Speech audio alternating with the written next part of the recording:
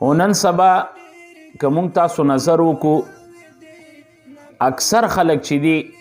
د فقر د وجې نه د غریبۍ د مسکینۍ د وجې نه بعضې ډېر اکثریت خلک داسې دي داسې کلمات د هغې نه څرګنده شي چې هغه سبب د کفر شي لکه مثلا مطلقې فقیرۍ خو داسې دی چې دا خو د بزرګانو د اولیاو د انبیاو ټولو باندې دا فقر و فاقه وه ځکه نبی علیه السلام مبارک قول ده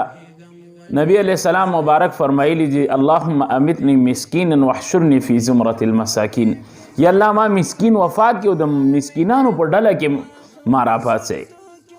حالانکه مونږ دا دعا کوو چې یا الله مونږ په حالت د ایمان کې وفات کې او خدای د نبی علیہ السلام مبارک په ډله کې مو راپاڅئ او نبی علیہ السلام مبارک په خپله وایي چې مونږ د مسکینانو په ډله کې راپاڅئ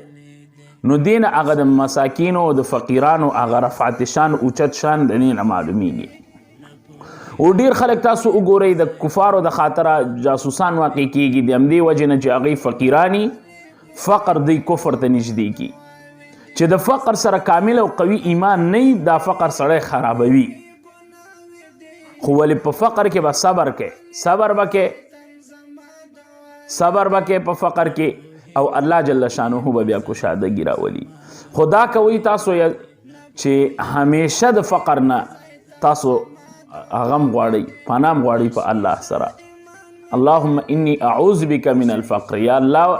زه پناه غواړم په تا سره د فقر نه ځکه موږ تاسو بندگان ډیر کمزوري یو او د فقر زور نه لرو نو همیشه داسې طریقه کوئ که چیرته غواړئ تاسو مالداره شئ